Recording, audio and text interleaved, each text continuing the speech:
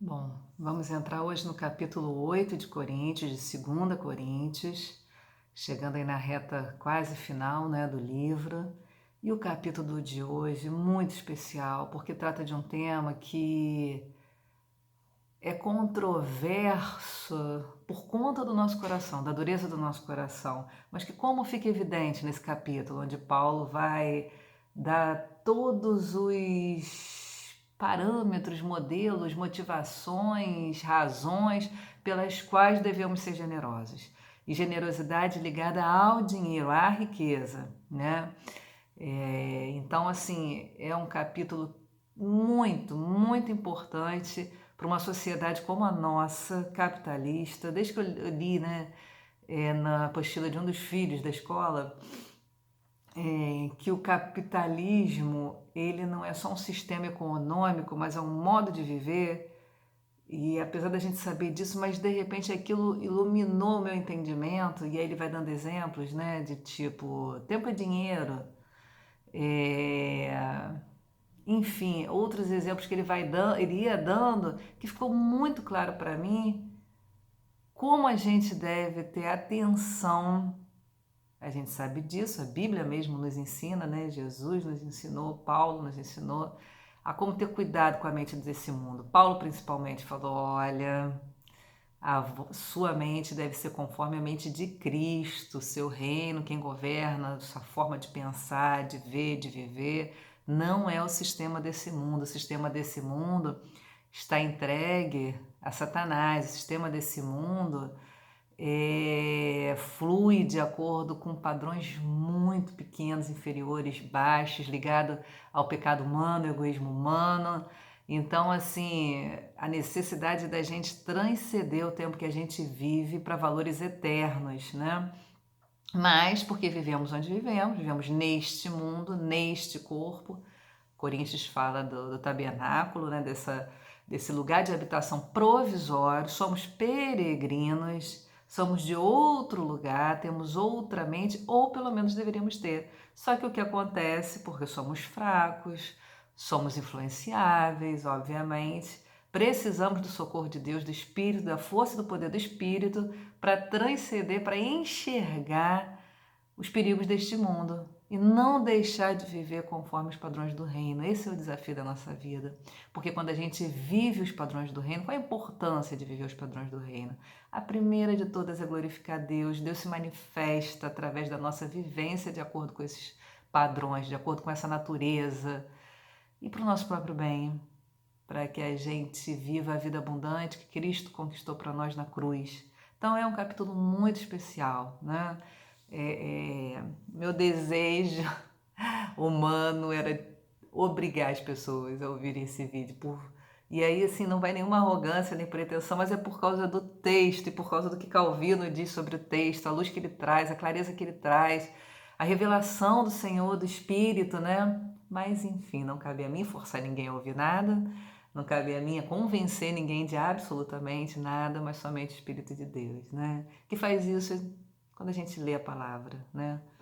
Mas, enfim, que é um ganho tremendo quando a gente tem homens de Deus que se debruçaram sobre isso, se aprofundaram e nos revelam, né? Coisas da palavra que falam também ao nosso coração. Ministros de Deus, pessoas chamadas por Ele para ser boca dele nesse mundo. E, enfim, é benção, é muita benção, né? Para mim não tem forma melhor de começar o dia, são 7h57, mas eu acordei às 6 de sábado. Sábado não, domingo. E com muito prazer de ler isso, de meditar, de orar, de falar: Senhor, visita primeiro meu coração em relação a essas coisas. Não quero perder de vista nada disso e me ajuda de certa forma através do seu espírito a manifestar essas coisas, as pessoas que vão ouvir esse vídeo. Então vamos seguir aqui na leitura. 2 Coríntios capítulo 8, versículo 1. Agora, irmãos, agora, por que agora? Paulo já havia esclarecido todo o distanciamento, todas as questões que haviam sido colocadas entre ele e a igreja de Coríntios, a necessidade de ter sido duro na primeira carta, a necessidade de ter se posicionado com veemência, mas apesar de toda a tristeza que essa situação de desobediência, de distância, de questionamento, de falta de submissão, de coração inclinado, de ouvido inclinado, né? A palavras vazias que não manifestavam o poder de Deus como as palavras de Paulo manifestavam. Lembrando que o fato da igreja de Coríntios existir é a manifestação do poder de Deus através da vida de Paulo. Paulo pregou o evangelho, o poder do Espírito Santo se manifestou e essa igreja nasceu. Eles creram, né? Então, resolvida todas essas questões que a gente viu do capítulo 1 até o 7, todas as questões relativas à aparência de Paulo, à forma de Paulo, à oratória de Paulo, enfim, tendo sido discutido todas essas coisas, a igreja tendo manifestado sua obediência, tendo se arrependido e dado sinais de arrependimento, Paulo agora fica tranquilo, então, para pedir o que ele vai pedir. Agora que nós restabelecemos, né, a nossa comunhão, que tudo ficou esclarecido, que está claro o amor de vocês por mim, o meu amor por vocês, o selo da minha pregação, o selo do meu ministério, o selo da minha autoridade. Agora, irmãos, queremos que vocês tomem conhecimento da graça que Deus concedeu às igrejas da Macedônia. Que graça foi essa que Deus concedeu às igrejas da Macedônia? Versículo 2. No meio da mais severa tribulação, então a gente tem duas graças que Deus concedeu a essa igreja.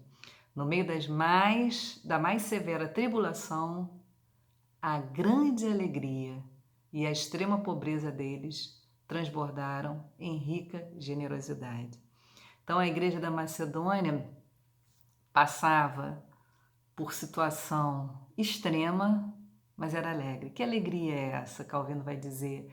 É a alegria que experimenta aqueles que recebem consolo na tribulação, esperança na tribulação. É dessa alegria, é a alegria que te sustenta, que não te faz sucumbir diante da extrema e severa, aqui a palavra é severa tribulação. É a alegria que te sustenta, é o consolo, o conforto, a esperança que te sustenta nisso e que transbordou, porque olha, e a extrema pobreza deles transbordou em rica generosidade. Essa igreja, apesar de estar atribulada e ser pobre, não deixou de ser nem alegre nem generosa. Caramba! Então o capítulo já começa colocando as coisas num patamar muito elevado. Não justifique coisa alguma porque você está passando severa tribulação ou extrema pobreza.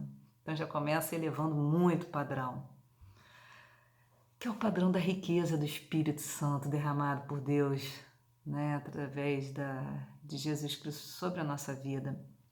Versículo 3. Pois dou testemunho, Paulo testemunha, de que eles deram tudo quanto podiam e até além do que podiam. De novo o padrão sobe.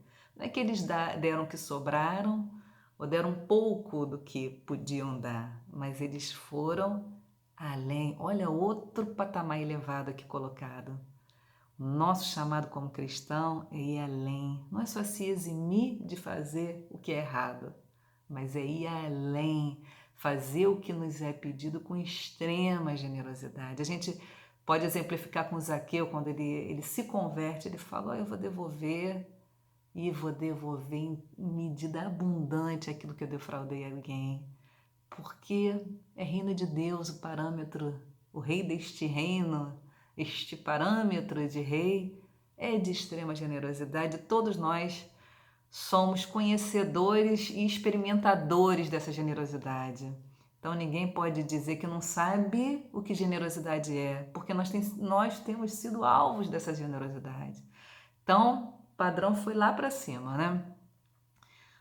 E não só eles deram tudo quanto podiam e até além do que podia, por iniciativa própria, sem terem sido coagidos. Então essa igreja coloca o parâmetro nas alturas, né? Que é o parâmetro, repito, do Espírito, do reino de Deus.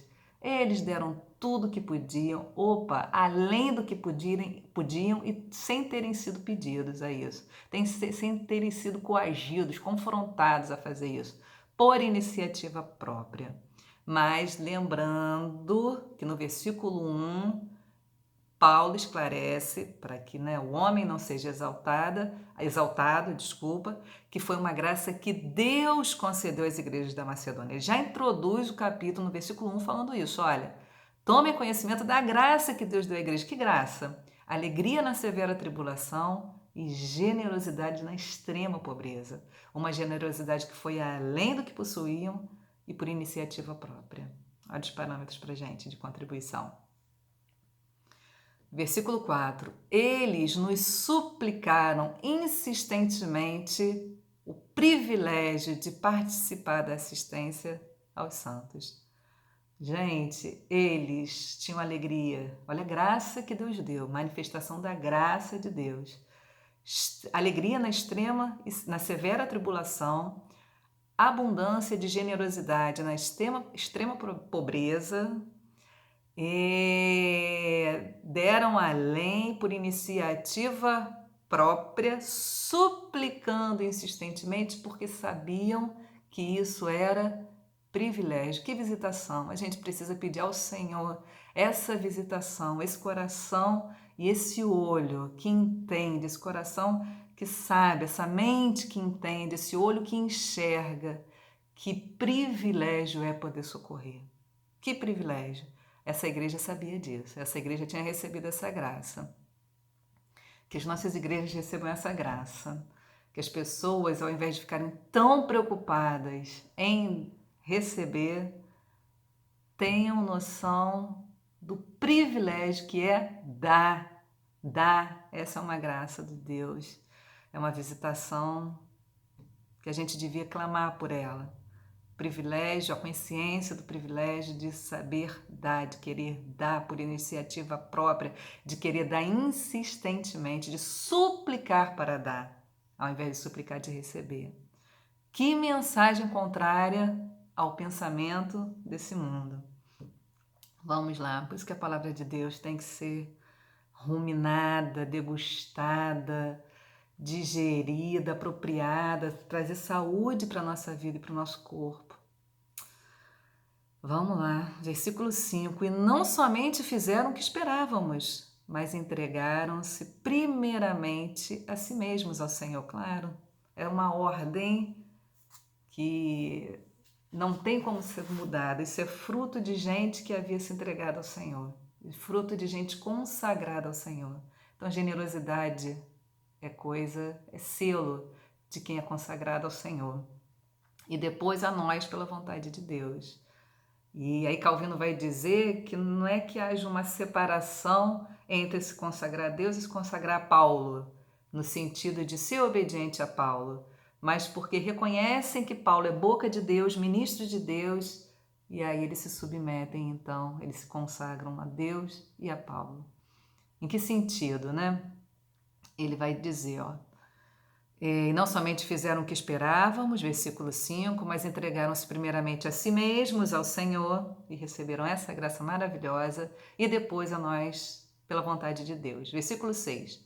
Assim, recomendamos a Tito que, assim como ele já havia começado, também completasse esse ato de graça da parte de vocês. Então, Tito foi levado a pedir a oferta, ele vai dizer aqui na frente, para os irmãos de Jerusalém, porque foi impelido pelos macedônios, por essa insistência dos macedônios. Versículo 7. Todavia, assim como vocês se destacam em tudo, e aí aqui agora vai ficar estreita a coisa, né? Porque, olha, vocês se destacam na fé, na palavra, no conhecimento, na dedicação completa e no amor que vocês têm por nós. É uma igreja que tem fé, que possui palavra, conhecimento, né, com discernimento, dedicação completa. Paulo, no último capítulo, tinha falado, né, como eles reagem à exortação de Paulo quando o Espírito derrama arrependimento e eles se posicionam, como eles demonstram amor por Paulo a ponto de Paulo ficar convencido de que estava tudo bem, crer no amor deles, nessa relação que eles tinham, né, de pastor e de ovelha, de pai e de filho. E aí Paulo vai colocar uma coisa que não pode ficar abaixo da fé, da palavra, do conhecimento, da dedicação completa e do amor que vocês têm por nós. Destaquem-se também neste privilégio de contribuir.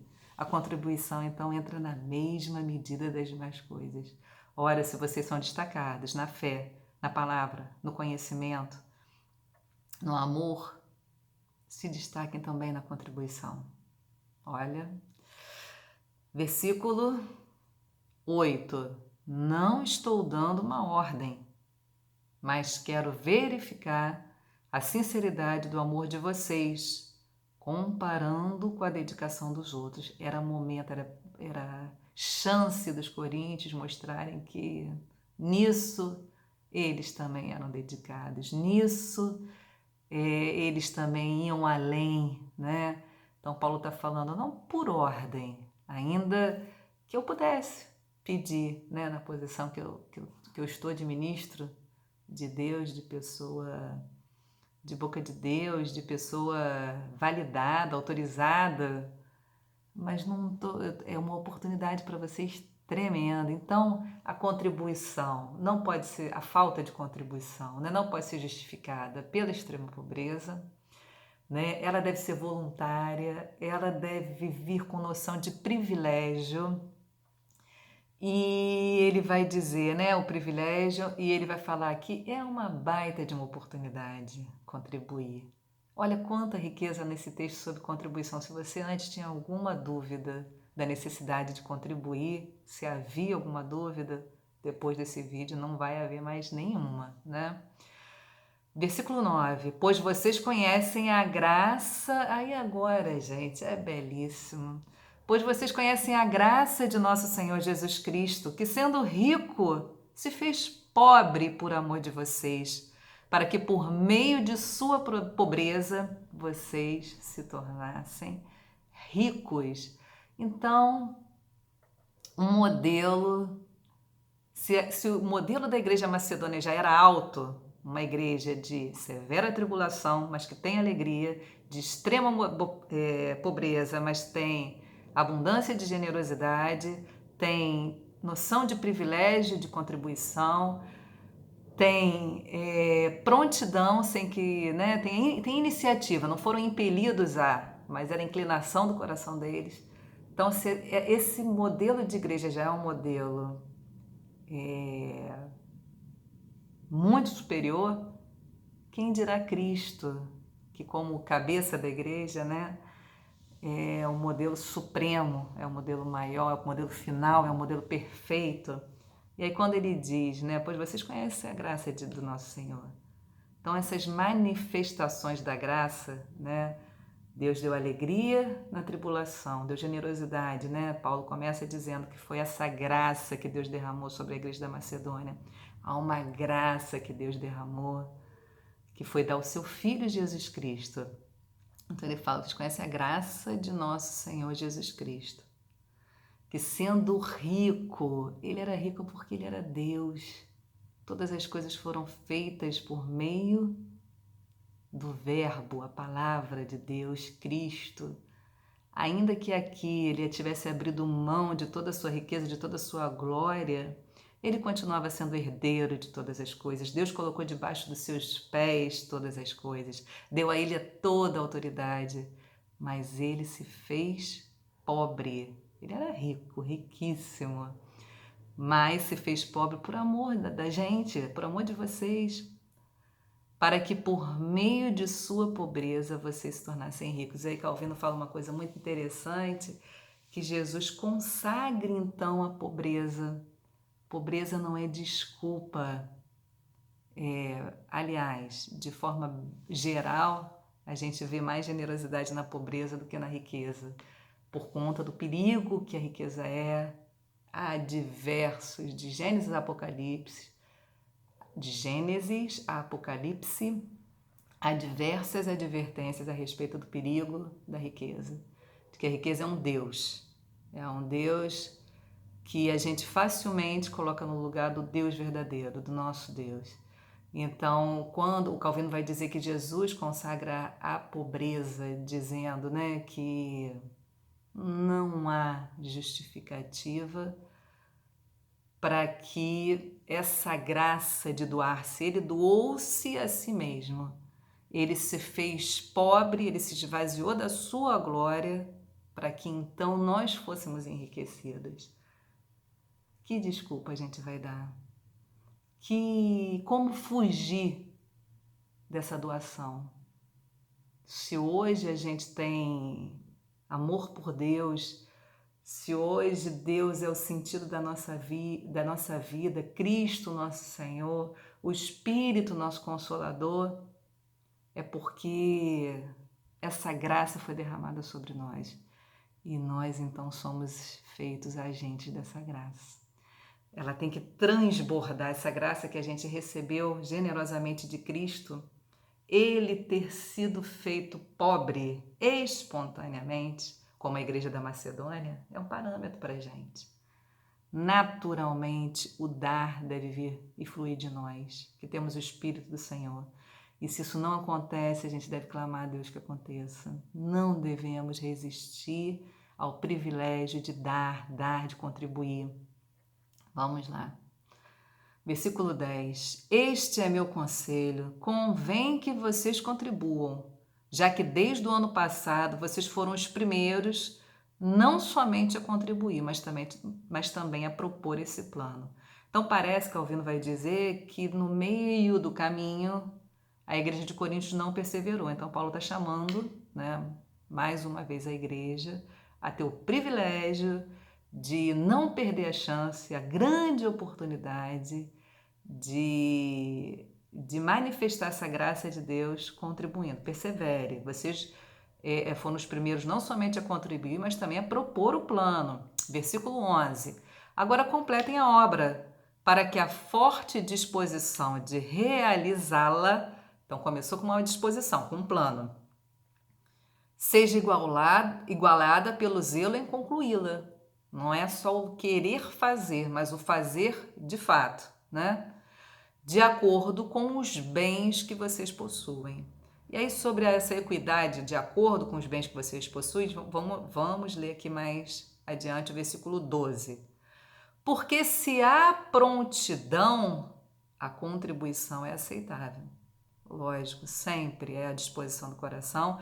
A gente tem aquele exemplo de Jesus observando a viúva dando a única coisa que ela tinha, é essa prontidão, é esse não ser coagido, é o responder imediatamente à necessidade, é ter generosidade, coração doador.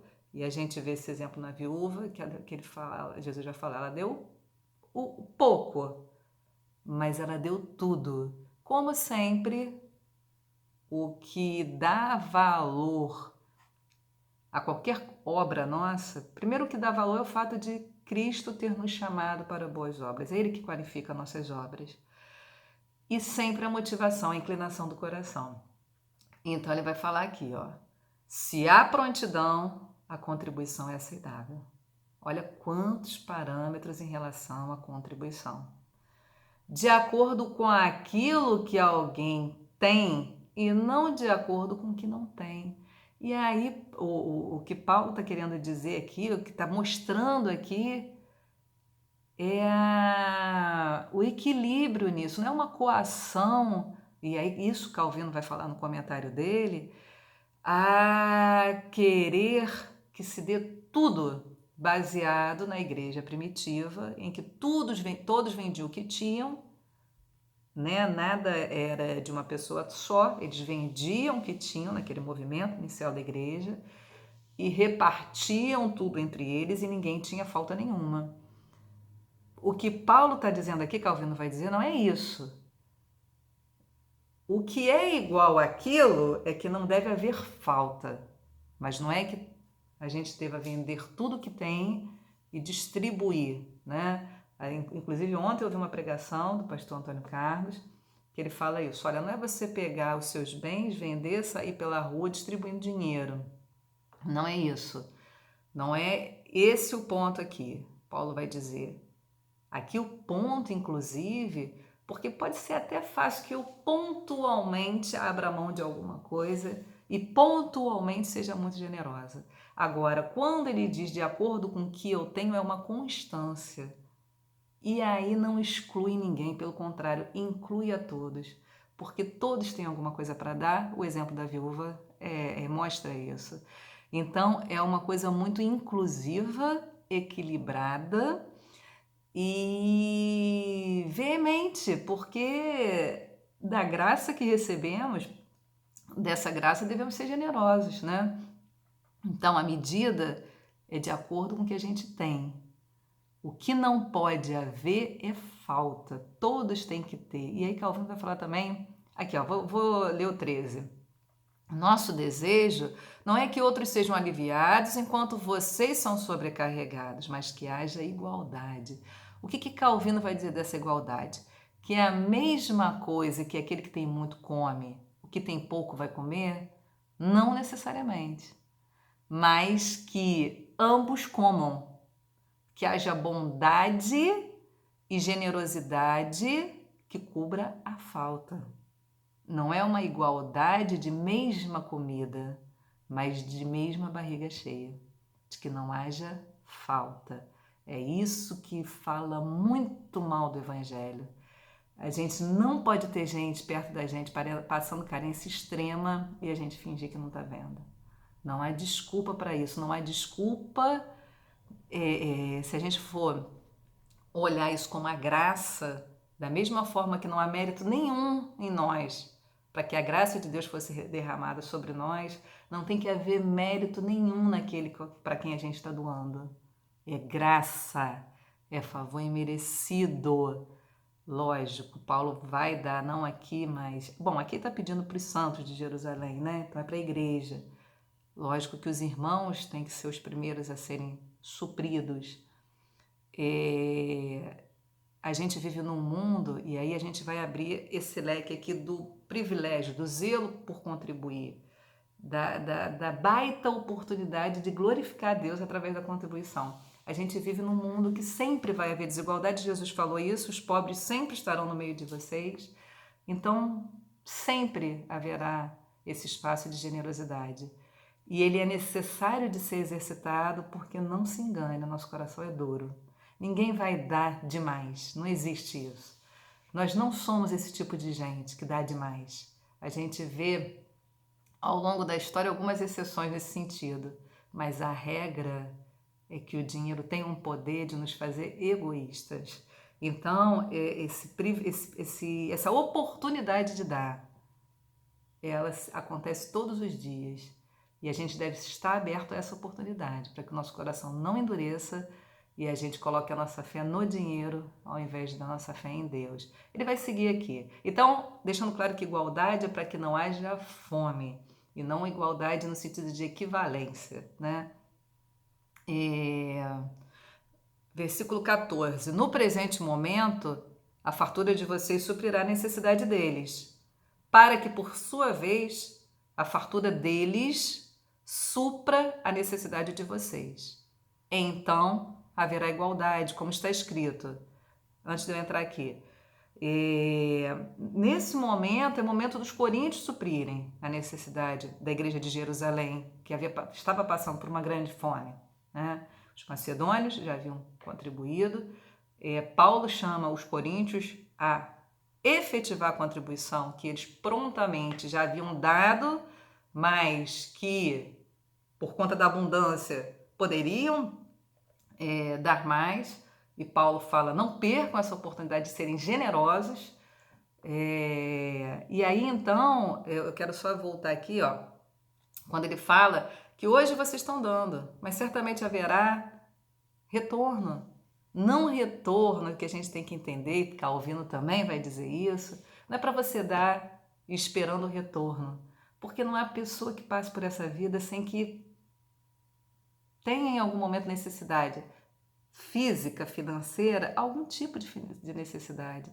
E assim como eu fui agente de socorro, de suprimento, como eu fui agente para socorrer, eu vou receber socorro, seja de que natureza for que eu precise. Então, essa mutualidade, essa troca, Esse ambiente é que deve existir, sempre de troca, sempre de doação, sabendo que ainda que aquele não me devolva, lembrando, né, o que Salomão mesmo disse em Provérbios, quem dá ao pobre empresta a Deus. Gente, é uma garantia de bênção irrestrita. Empresta a Deus. Deus como generoso que é, como o padrão, fonte, modelo de generosidade, né? Nele há, a generosidade existe nele, dele recebemos, dele aprendemos e dele damos. Essa generosidade vai nos encontrar, né? Nessa mutualidade a que somos chamados, porque vamos receber em algum momento. E aí, se tratando de Jerusalém, Calvino disse que não concorda tanto com essa interpretação, mas ele deixa em aberto que de Jerusalém já veio algo que a igreja de Corinto precisava. Porque de Jerusalém veio Cristo, de Jerusalém veio a pregação do Evangelho. De Jerusalém eles foram supridos espiritualmente. E agora eles podiam suprir Jerusalém materialmente, né? Que capítulo, gente, não sei se vocês sentem assim, mas esse capítulo falou demais comigo, demais, porque nessa questão da contribuição, a gente não deve se colocar como modelo, porque o próprio Jesus falou que o que a nossa mão direita dá, a esquerda não deve saber. E aí Lloyd Jones fala belíssimamente sobre isso, dizendo o que isso significa? Que a direita não tem que saber o que a esquerda deu. Quem está vendo o que a direita e a esquerda deu sou eu. Eu tenho que esquecer as boas coisas que a gente faz. Mas todos nós estamos numa caminhada em relação a isso. E se você está numa caminhada, já falei que ninguém vai se exceder nisso, porque o nosso coração é naturalmente egoísta, mas ela te incentiva a prosseguir nessa caminhada. Se você está muito resistente a caminhar o caminho, a trilhar o caminho da generosidade, você vai ser então chamado a vir para ele. Então, enfim, é um capítulo que fecha muito bonitinho essa questão, muito bonitinho. Por que eu estou usando a palavra bonitinho?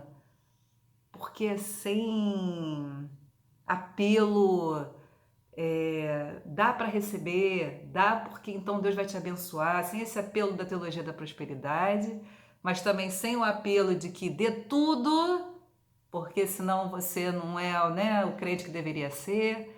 Então, assim, é a medida que a gente precisa entender em relação a esse assunto, né? Tá aqui nesse capítulo 8 de 2 Coríntios.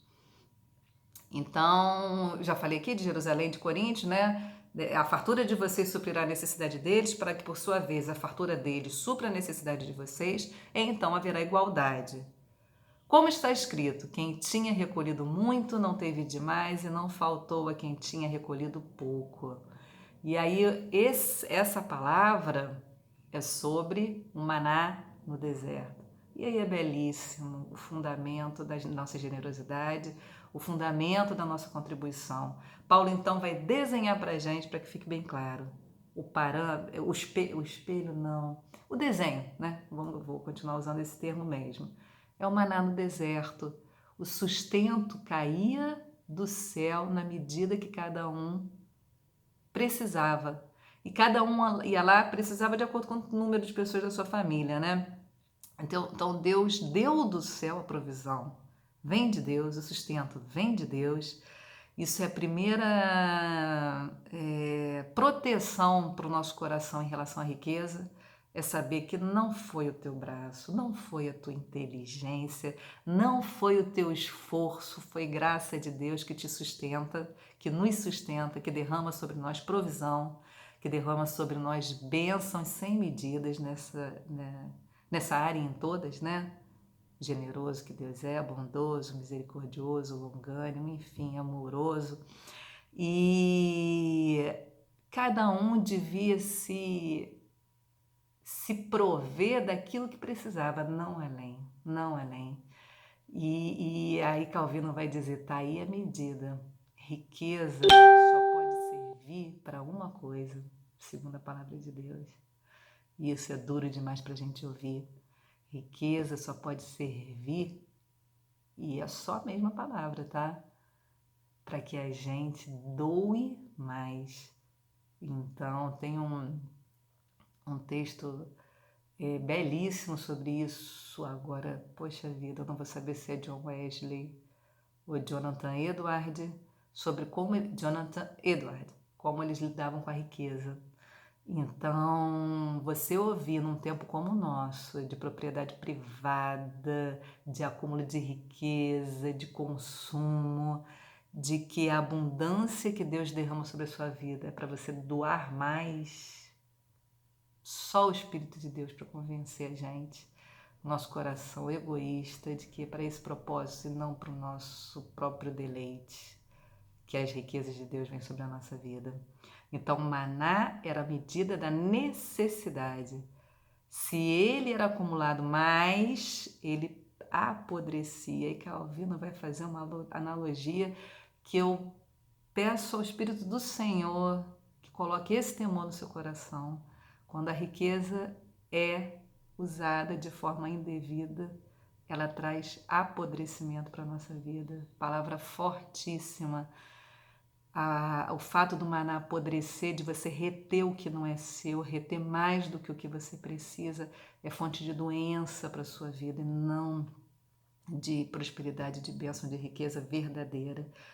A riqueza ela só cumpre o seu papel quando ela é doada. É isso que Calvino vai dizer.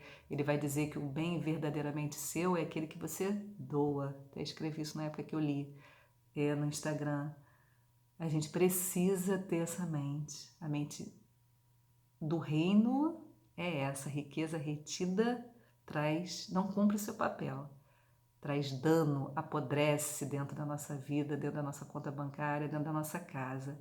E fala de uma fé pequena, uma fé que precisa estar o tempo todo se provendo, porque não crê num Deus provedor. Isso é vergonha para a gente.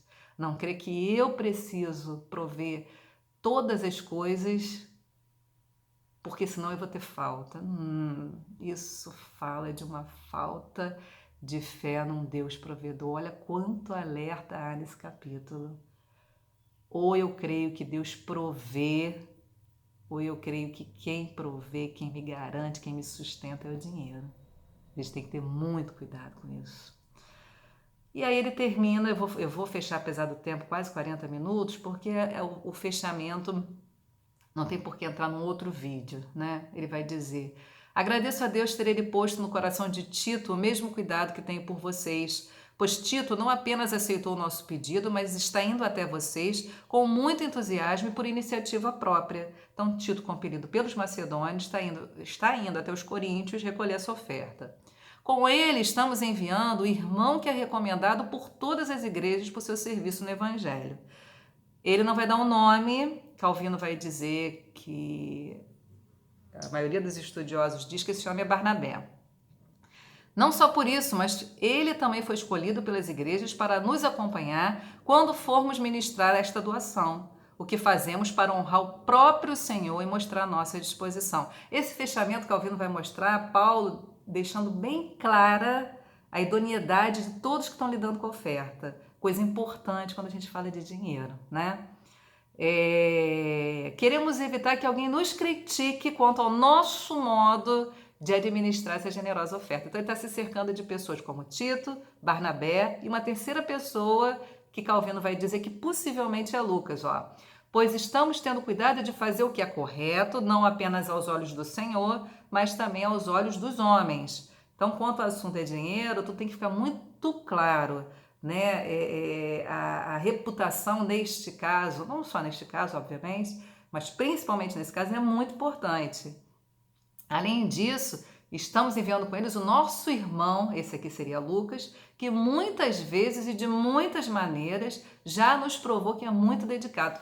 Paulo não está sozinho nessa história do dinheiro. Paulo tem Tito, tem Barnabé e tem Lucas. Gente de reputação ilibada, incontestável, gente que vai pegar essa doação e fazer com ela aquilo que é propósito do Senhor para o dinheiro, né? Que é doar para quem precisa, para que haja tal da igualdade, né?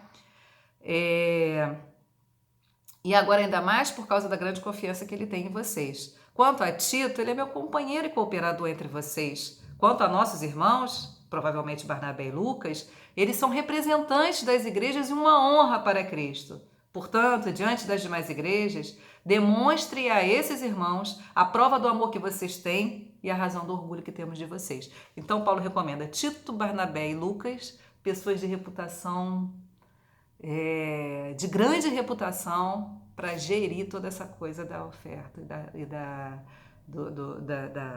da coleta da oferta, do levar a oferta, enfim.